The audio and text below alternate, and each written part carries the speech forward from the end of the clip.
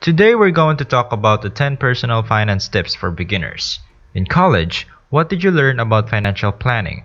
Did you simply take the subjects that were required for you to graduate properly, like calculus, astronomy, and anthropology? For some individuals, these classes are more or less meaningless. The longer I've been out of college, the more frustrated I am with how little knowledge was covered in my courses. Getting a good education and landing a job are the universally accepted paths to success. But the reality is that you need to know a lot more about money than a school can ever teach you. Personal finance is the foundation of all successful people's tales. Our team of specialists have covered a list of 10 most essential guidelines that everyone should follow in order to stay ahead of the game with their money, sparing you the hustle and bustle of learning from your errors. Before we begin, here are the 10 of the most essential personal finance principles you will never learn in school. So take a pen and paper and get ready to start watching our videos by clicking the subscribe button and the bell notification symbol. Number 10. Buying your first house is an exciting time.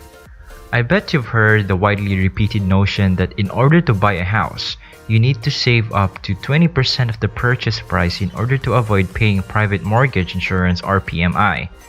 Higher mortgage payments may be painful, but the financial trade-off between doing so now and waiting to save up 20% of the purchase price may be worthwhile when we consider the microeconomic factors in the US over the past decade, which have seen real estate appreciation rise while wages have remained stagnant, making it unrealistic to start saving for the 20% of the purchase price right away. Number 9. Always, always, always save. If you earn a regular paycheck, a good savings rate ranges from 25 to 40%. While this doesn't mean that saving 10% of your income is a waste of time, it can help you develop the saving muscle you need to save more money by eliminating wasteful expenses and unnecessary costs like buying things you don't need. Number 8. A fund for contingencies. You may not have learned about an emergency fund in school, but you're fortunate that we are here to share our knowledge with you. According to recent data, up to 40% of Americans lack the financial resources to meet a $400 emergency. This worrying figure shows people disdain for the significance of an emergency fund. In the event that you lost your job tomorrow, would you be able to afford your living expenses? The golden rule is to have 6 months' worth of costs set aside, but we think it's even better if you can get up to 12 months' worth. Number 7. The principles of budgeting. Budgeting is critical in life, but it isn't taught in school. Unfortunately, this puts us at a disadvantage as soon as we graduate and move out on our own. Not knowing how to manage bills and distinguish between wants and needs can lead to a series of financial difficulties. Everyone should be able to create a budget that is supported by their earnings from work. The truth of the matter is that no one enjoys keeping track of every cent they spend. So instead, we recommend what we call tactical budgeting, which entails creating budgets and plans over a long period of time. For example, you can identify what you need each month and create a budget with the needs, wants, and associated costs over the next 6 months. From the plan you created, you can then divide the amounts into various categories. You may use your to-do list to keep yourself on track. Number 6. Loan to value. Young people have an advantage when it comes to making investments because they can use the power of compounding interest to their advantage.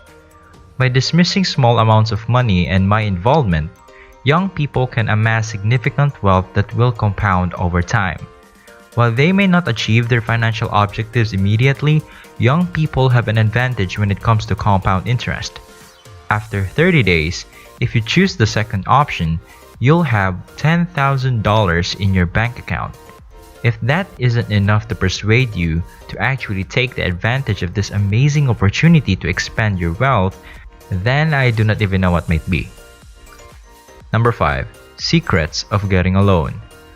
Most young people max out their first credit cards, which leads to a life of debt and, in some cases, missed payments that could have a negative impact on their credit scores.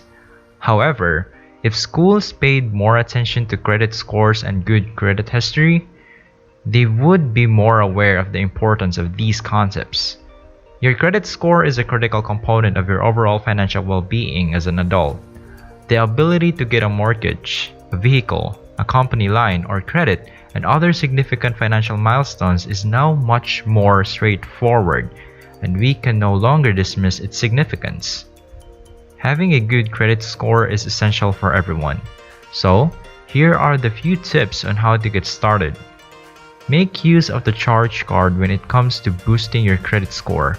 Most people believe that acquiring a credit card is a bad idea. Let me give you an example.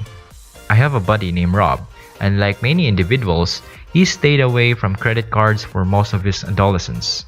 Because of the lack of credit history to go on, the man was unable to get a loan for a house or a car because of the lack of credit history to go on. If money is due today, make sure you pay it today. There's no other way around this. Number 4. Insurance policies and procedure. If you have anyone who is financially dependent on you, such as a child, a spouse, or a parent, you should obtain life insurance. It is preferable to obtain a term policy rather than a permanent policy because you can obtain coverage whenever the need arises. If you do not have anyone who is financially dependent on you, you should obtain insurance for other aspects of your assets, such as your car, home, expenses, assets, and health. You can also obtain umbrella insurance to protect your assets from lawsuits. Number 3. Tariff.